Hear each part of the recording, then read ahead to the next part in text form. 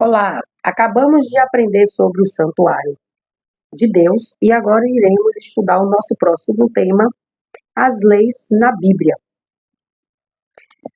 Santo Deus, obrigada, Senhor, porque o Senhor Jesus Cristo é o nosso advogado, o nosso sumo sacerdote, o nosso juiz, o nosso salvador. Obrigada pela tua graça, pelo teu grande amor infinito por cada um de nós. Nesse momento, em teu nome, Jesus Cristo, eu peço aqui a compreensão vinda do mais alto céu, através do teu Espírito Santo, para que possamos continuar aprendendo sobre o Senhor, sobre a tua volta, como nos preparar e principalmente, Senhor, para que o nosso nome, cada vez mais, possamos decidir querer o nosso nome escrito no livro da vida. Obrigado pela oportunidade de abrir a tua palavra, obrigada por este dia. Que teu Espírito Santo permaneça com cada um de nós, nos orientando, nos guiando, em nome do Senhor Jesus Cristo. Amém. Sábio, justo e amoroso como é, Deus estabeleceu leis para regulamentar a saúde dos relacionamentos de seus filhos e sua conduta diante dele.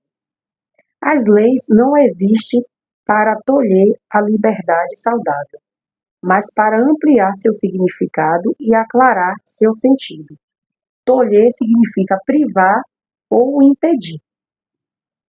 À nação israelita foram dadas diversas leis, algumas das quais se cumpriram em Cristo e perderam seu valor para os dias de hoje. Para todos os que pretendem se tornar cidadão da pátria celestial, também foi estabelecida a lei da liberdade. Então vamos ver aqui hoje, neste momento, como a Bíblia descreve essas leis. Então vamos ver a primeira pergunta. Que tipos de leis encontramos na Bíblia? Então vamos ter aí 4 opções e que vamos encontrar justamente em 2 livros, Êxodo e Levítico. Êxodo, capítulo 21, versículo 22, vem falando de leis civis e leis de proteção para reger a nação de Israel. Na opção B, vamos ter ali no livro de Levítico, capítulo 1, versículo 4, que vem falando sobre leis cerimoniais, envolvendo sacrifícios e ofertas de animais específica para o santuário. Na opção C, vamos também ter ali em Levítico 11, leis da saúde, que é para a felicidade e bem-estar do ser humano. Na opção D, em Êxodo capítulo 20, versículo 3 até o versículo 17, vem falando sobre lei moral, que expressa o caráter de Deus, conhecida como lei dos 10 mandamentos. A gente pega também essa informação em Êxodo, capítulo 31, versículo 18, que vem falando que foi a única lei escrita pelo dedo de Deus em 2 tábuas de pedra. Não podemos confundir quem escreveu as leis, nem usar texto da lei cerimonial para explicar a lei moral ou vice-versa.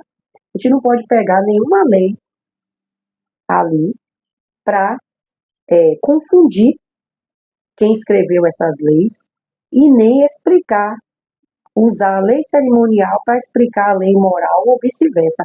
Cada lei ali tem o seu significado. E nós lemos no Santuário de Deus, usamos muito o livro de Levítico e o livro de Êxodo. Eu falei sobre Levítico, tem todas as leis. Então, tudo que eu citei aqui tem que ser pego por cada um de vocês, dedicar tempo, porque aprender de Deus é tempo. Assim como nós passamos 4, 5 anos em uma faculdade para termos ali um conhecimento específico de uma profissão e depois recebermos um diploma, a gente não dedica ali um tempo e no final da graduação a gente tem que apresentar ali um TCC. No nível médio, nós temos o 1º grau, o 2º grau, e a gente aprende ali algumas matérias, matemática, português, a gente não dedica tempo. Assim é a Bíblia. Só que no diploma, no segundo grau, nenhum desses aqui certificados vai nos levar para o céu, vai trazer vida eterna.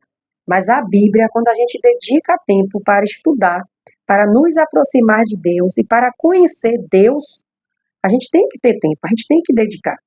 Porque quando a gente dedica tempo, a gente não está perdendo tempo, estamos só ganhando, aprendendo as coisas de Deus, nos distanciando das coisas terrenas, para nos aproximar do que Deus quer para a nossa vida. Deus tem um propósito para todas as nossas vidas aqui na Terra, para mim, para você, para todos nós.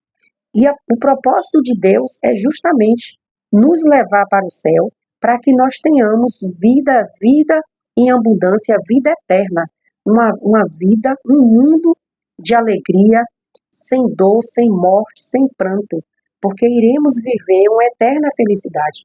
Mas só iremos aprender essa eterna felicidade através do tempo que nós dedicarmos. Quanto nós estamos dispostos a nos dedicar a entender e aprender mais de Deus através da sua santa sagrada palavra, porque a Bíblia Sagrada é um livro que muda e transforma a minha vida, a sua vida, se assim nós desejarmos, se assim nós quisermos. Então, a opção, essa aqui não tem nenhuma opção, aqui vem trazendo só o livro de Levítico e Êxodo, para que cada um pegue ali e leia. Pergunta 2. A lei cerimonial estava relacionada com o santuário. Como era o santuário?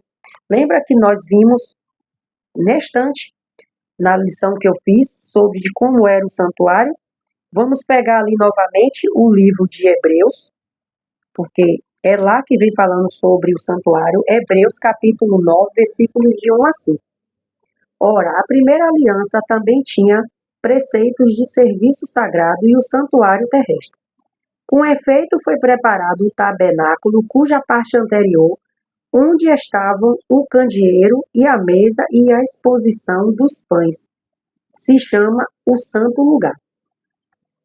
Versículo 3. Por trás do segundo véu se encontrava o tabernáculo que se chama o Santo dos Santos, o qual pertencia a um altar de ouro para o incenso e a arca da aliança totalmente coberto de ouro, na qual estava uma urna de ouro contendo o maná, o bordão de Arão que floresceu e as tábuas da aliança, ou seja, os 10 mandamentos. E versículo 5. E sobre ela os querubins de glória, que com a sombra cobriu o propiciatório, e dessas coisas, todavia, não falaremos agora pormenorizadamente. Então, vamos marcar verdadeiro ou falso. O santuário era composto de 2 partes, santo e santíssimo, verdadeiro. O pátio era um lugar reservado para o povo, verdadeiro. O ritual do santuário era regido pela lei cerimonial, verdadeiro. Com a morte de Cristo, o que aconteceu com a lei cerimonial? Vamos pegar aí o livro do profeta Daniel. Daniel, capítulo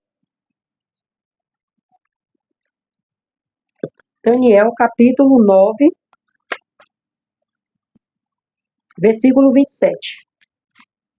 Daniel 9, versículo 27, que diz o seguinte: Ele fará firme aliança com muitos por uma semana, na metade da semana, fará cessar o sacrifício e a oferta de manjares.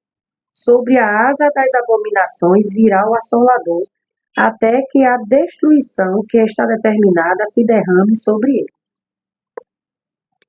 Vamos pegar também Efésios capítulo 2, versículo.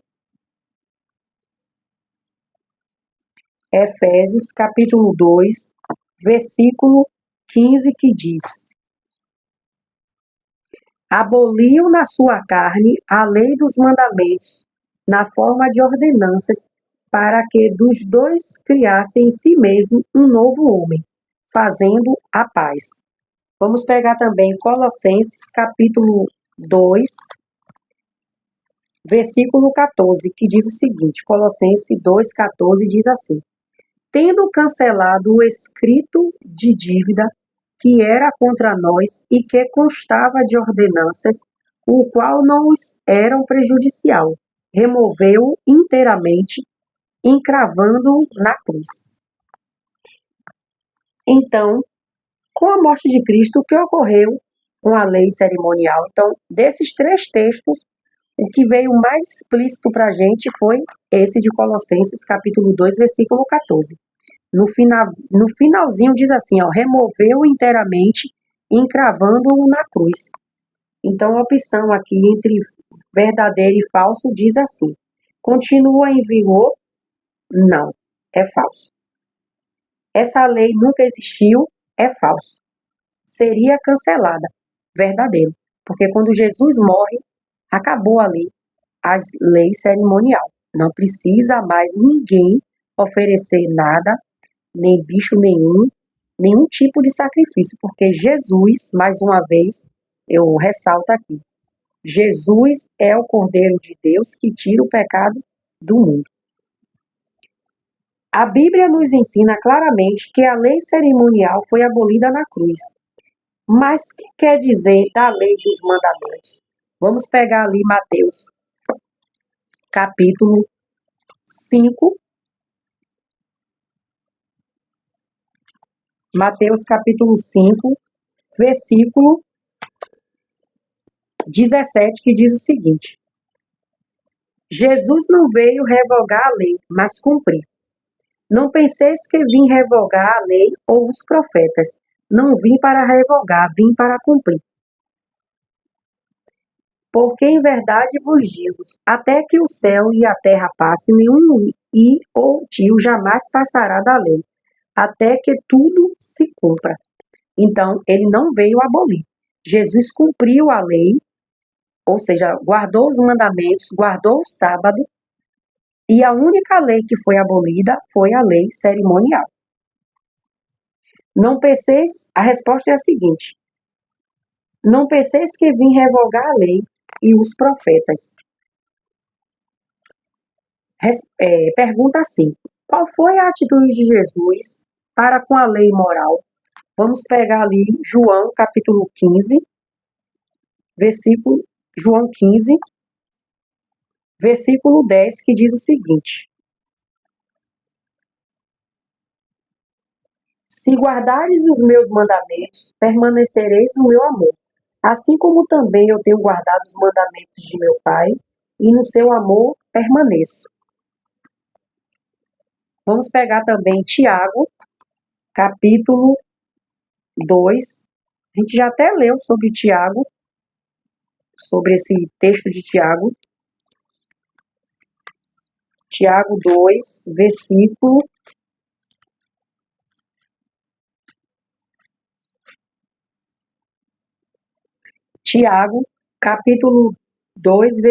10 e 12, que diz assim: pois qualquer que guarda toda a lei, mas tropeça em um só ponto, se torna culpado de todos. Porquanto aquele que disse, não adulterarás, também ordenou, não matarás. Ora, se não adulteras, porém matas, vens a ser transgressor da lei. Falai de tal maneira e de tal maneira procedei, como aqueles que hão de ser julgados pela lei da liberdade. Ou seja, se nós transgredimos um mandamento, a gente transgride outro. Ou seja, se eu não mato, se eu mato, eu vou roubar. E se eu roubo, eu vou trair. E se eu vou trair, eu vou levantar um falso testemunho. Então, todas as vezes que a gente transgride um mandamento, a gente irá transgredir os outros mandamentos, que são 10. 6. A fé em Cristo anula nossa obrigação a seguir os 10 mandamentos. Vamos ver ali no livro de Romanos, capítulo 3, versículo 31, que diz assim: anulamos, pois, a lei pela fé? Não, de maneira nenhuma. Antes confirmamos a lei. Todas as vezes que eu aceito, todas as vezes não, quando eu aceito Jesus Cristo como meu Salvador pessoal, eu aceito também a sua lei, os mandamentos. É um pacote. Não existe aceitar Jesus se eu não guardo os mandamentos. Os dois estão conectados. Os dois, Jesus é os dois. Quando Jesus veio a este mundo para fazer a obra dele, ele pregava sobre o reino do céu, mas ele também pregava os mandamentos. Porque o mandamento, ele significa, os 4 primeiros mandamentos é o amor a Deus, e os 6 primeiros, os abaixos, é o amor ao próximo. Como é que a gente encontra os mandamentos de Deus? Para a gente entender sobre os mandamentos, quais são os mandamentos de Deus, pegamos ali Êxodo capítulo 20, que vem falando sobre os mandamentos de Deus. O que Jesus espera dos seus seguidores? Vamos pegar ali Eclesiastes capítulo 12, versículo 13. Eclesiastes capítulo 12, versículo 13, que diz o seguinte: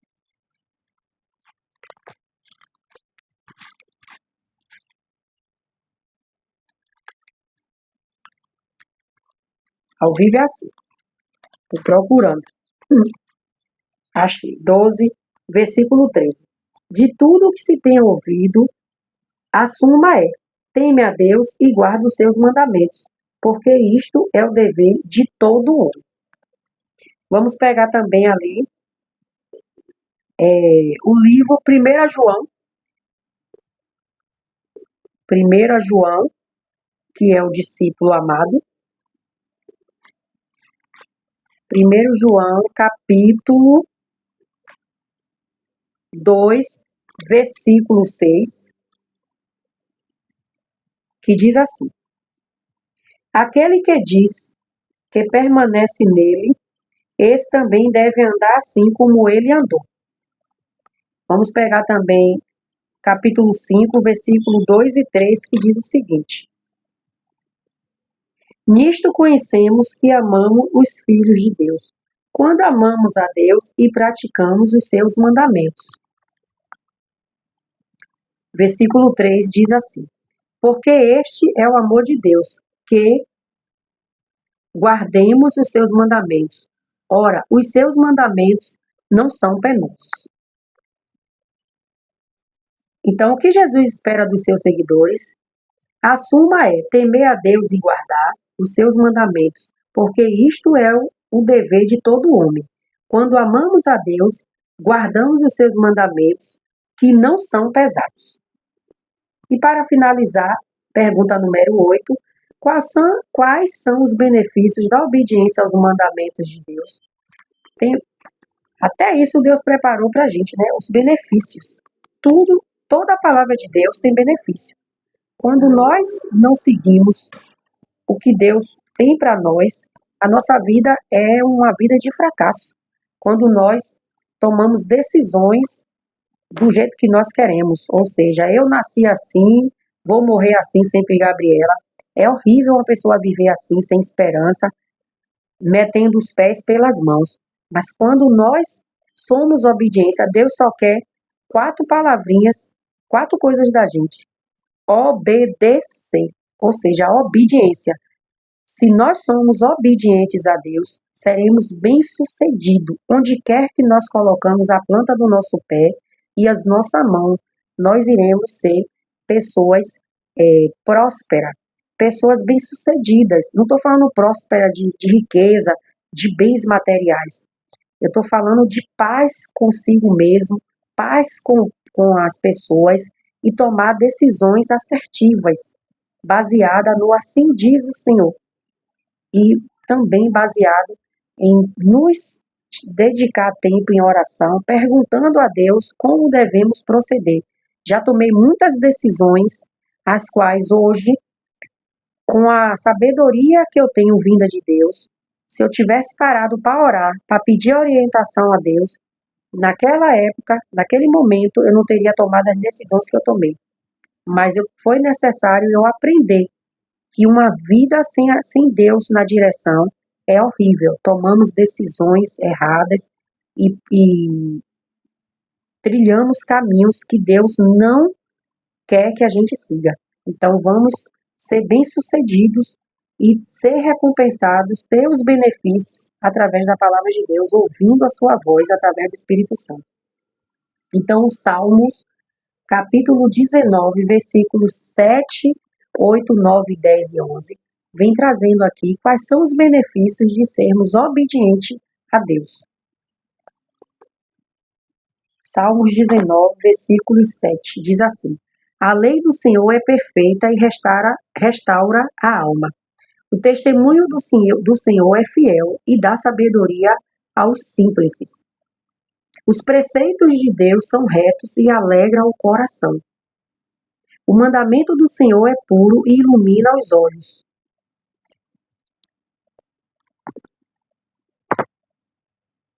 O temor do Senhor é límpido e permanece para sempre. Os juízos do Senhor são verdadeiros e todos são igualmente justos. São mais desejáveis do que ouro, mais do que muito ouro depurado, e são mais doces do que o mel, e ao destilar dos favos. Além disso, por eles se admoestas o teu servo, em os guardar a grande recompensa. Então, aqui, nesses versículos do capítulo de Salmos 19, versículos 7, 8, 9, 10, 11, vem trazer os benefícios de uma pessoa que é obediente aos mandamentos de Deus. Alegria, restauração e grande recompensa. A obediência à lei de Deus não é a causa, mas é o resultado da salvação. Não se guarda a lei para ser salvo, mas para estar salvo em Cristo Jesus.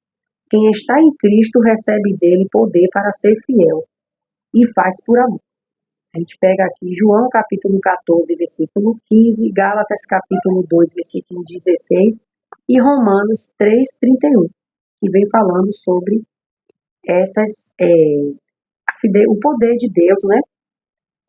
E sobre uma pessoa estar em Cristo. Vamos recapitular.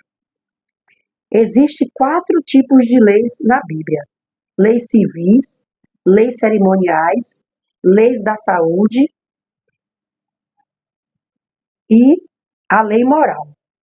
Essa lei foi escrita por Moisés. Escrita pelo dedo de Deus foi a lei cerimonial, que foi escrita nas 2 pedras, né, as 2 tábuas dos mandamentos de Deus, que vigorou, a lei cerimonial vigorou até a morte de Cristo. Jesus seguia os 10 mandamentos. A fé não anula a lei, antes a confirma. A obediência é o resultado da salvação e não a causa da salvação. Eu falei que a lei cerimonial foi escrita na tábua dos 10 mandamentos. Eu me equivoquei. A lei de Deus, que foi escrita pelo dedo de Deus, foi a lei moral, que é os 10 mandamentos. Aceito que a lei cravada na cruz foi a lei cerimonial e não a lei moral, que é os 10 mandamentos. Creio que Cristo já está me guiando para conhecer toda a verdade e quero, a partir de hoje, seguir os mandamentos de Deus. Então, as leis civis regiam a nação de Israel, a lei da saúde para preservar o bem-estar humano, as leis cerimoniais eram os sacrifícios e cerimônias que apontavam para a morte de Cristo na cruz, que foram anuladas com a morte de Cristo, como está lá em Efésios capítulo 2, versículo 15, e em Mateus 27, versículo 51. E também a lei moral é os 10 mandamentos que refletem o caráter de Deus. Obrigada, Senhor Jesus Cristo, por todas essas leis que nos ajudam a nortear aqui, enquanto nós estamos até o dia da tua volta. Por favor, Espírito Santo, continua nos ajudando para que possamos, Senhor, ouvir a tua voz, fazer a tua vontade, sermos obedientes a ti, para que possamos ser bem-sucedidos em tudo que nós nos colocarmos, nos propusermos para fazer até o dia da tua volta. Que possamos te adorar, que possamos te buscar em oração, no estudo da tua palavra, da Bíblia Sagrada, Senhor.